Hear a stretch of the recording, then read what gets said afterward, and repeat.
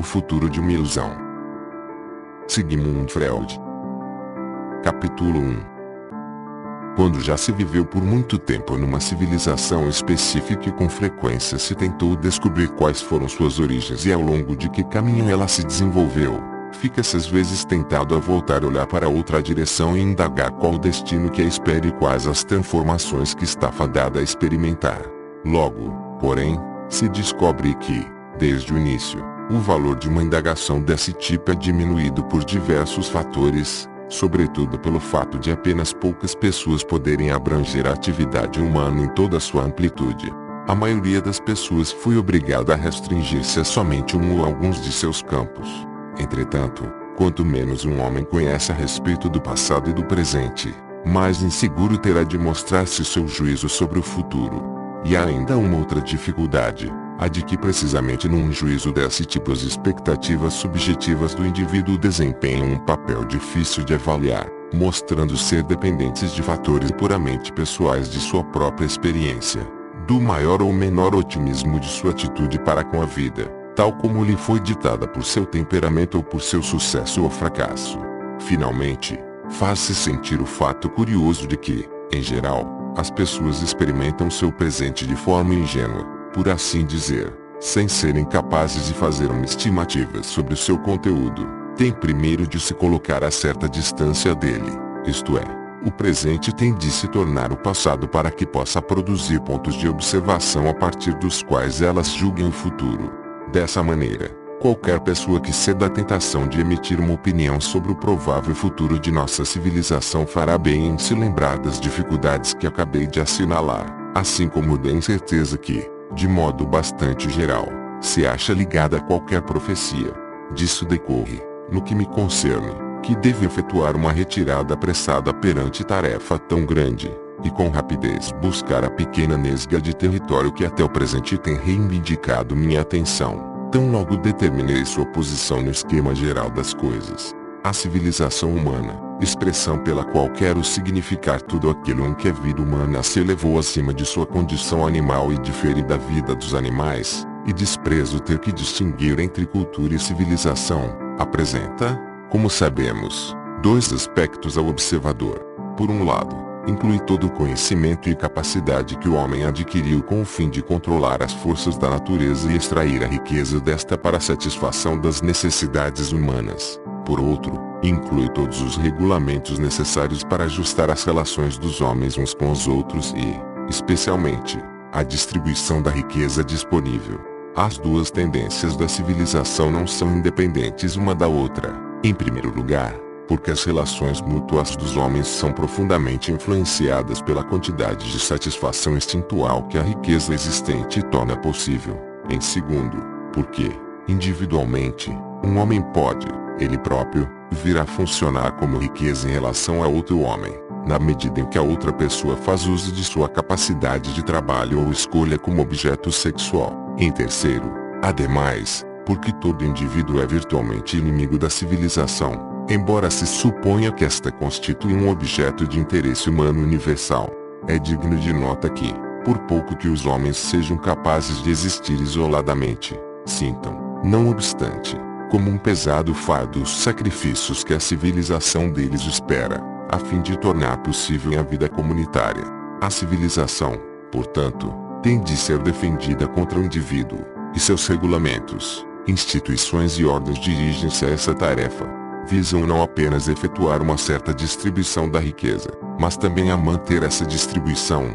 Na verdade, tem de proteger contra os impulsos hostis dos homens tudo que contribui para a conquista da natureza e a produção de riqueza. As criações humanas são facilmente destruídas, e a ciência e a tecnologia, que as construíram, também podem ser utilizadas para sua aniquilação. Fica-se assim com a impressão de que a civilização é algo que foi imposto a uma maioria resistente por uma minoria que compreendeu como obter a posse dos meios de poder e coerção. Evidentemente, é natural supor que essas dificuldades não são inerentes à natureza da própria civilização, mas determinadas pelas imperfeições das formas culturais que até agora se desenvolveram. E, de fato, não é difícil assinalar esses defeitos. Embora a humanidade tenha efetuado avanços contínuos em seu controle sobre a natureza, podendo esperar efetuar outros ainda maiores. Não é possível estabelecer com certeza que um progresso semelhante tenha sido feito no trato dos assuntos humanos, e provavelmente em todos os períodos, tal como hoje novamente. Muitas pessoas se perguntaram se vale realmente a pena defender a pouca civilização que foi assim adquirida. Pensar se ia ser possível um reordenamento das relações humanas, que removeria as fontes de insatisfação para com a civilização pela renúncia à coerção e à repressão dos instintos, de sorte que, imperturbados pela discórdia interna, os homens pudessem dedicar-se à aquisição da riqueza e à sua fruição. Essa seria a Idade de Ouro, mas é discutível se tal estado de coisas pode ser tornado realidade. Parece, antes, que toda civilização tende a se erigir sobre a coerção e a renúncia ao instinto. Sequer parece certo se, caso cessasse a coerção, a maioria dos seres humanos estaria preparada para empreender o trabalho necessário à aquisição de novas riquezas.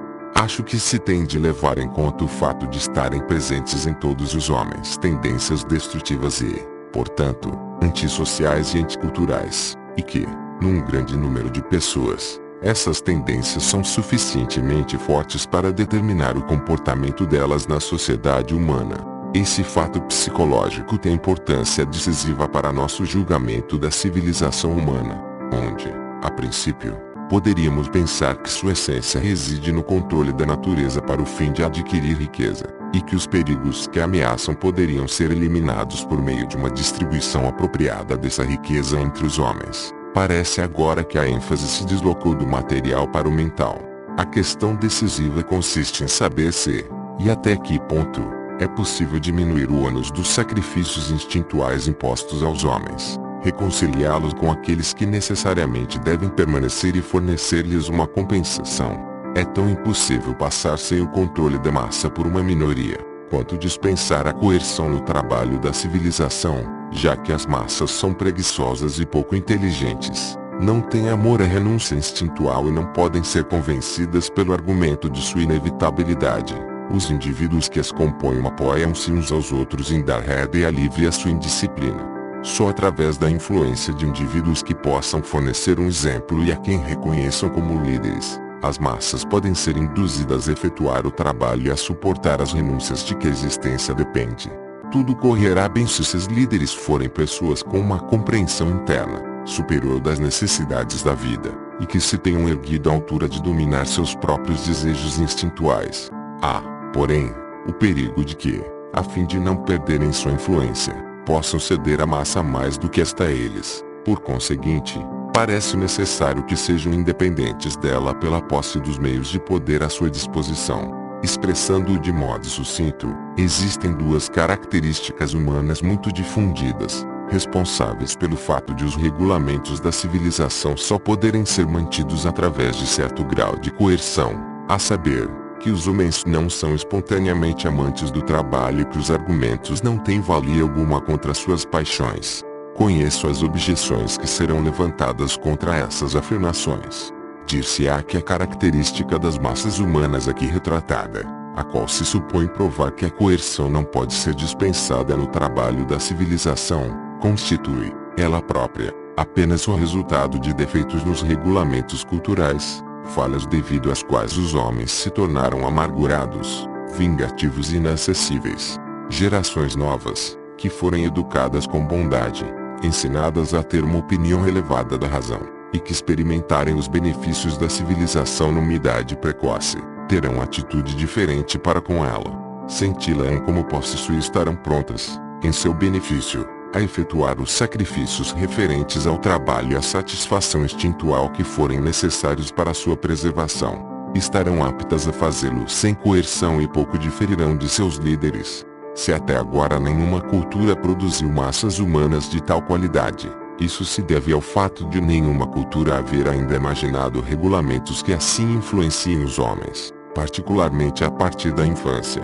Pode-se duvidar de que seja de algum modo possível, pelo menos até agora, no presente estágio de nosso controle sobre a natureza, estabelecer regulamentos culturais desse tipo. Pode-se perguntar de onde virão esses líderes superiores, inabaláveis e desinteressados, que deverão atuar como educadores das gerações futuras. E talvez seja alarmante pensar na imensa quantidade de coerção que inevitavelmente será exigida antes que tais intenções possam ser postas em prática. A grandiosidade do plano e sua importância para o futuro da civilização humana não podem ser discutidas.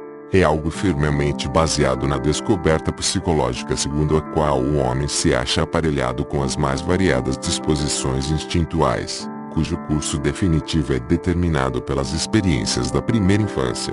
Mas, pela mesma razão, as limitações da capacidade de educação do homem estabelecem limites à efetividade de uma transformação desse tipo em sua cultura. Pode-se perguntar se, e em que grau, seria possível a um ambiente cultural diferente passar sem as duas características das massas humanas que tornam tão difícil a orientação dos assuntos humanos. A experiência ainda não foi feita.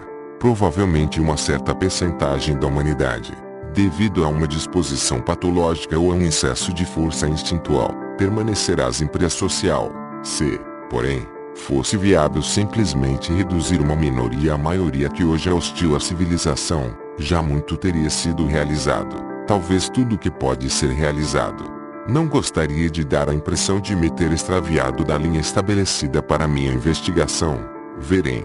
Permitam-me, portanto, fornecer a garantia expressa de que não tenho a menor intenção de formular juízos sobre o grande experimento em civilização que se encontra hoje em desenvolvimento no imenso país que se estende entre a Europa e a Ásia. Não possuo conhecimento especial nem capacidade de decidir sobre sua praticabilidade para testar a adequação dos métodos empregados ou medir a amplitude do inevitável hiato existente entre intenção e execução. O que lá está em preparo, mostra-se inacabado, tornando, portanto, baldada uma investigação para a qual nossa própria civilização, há longo tempo consolidada, nos fornece material.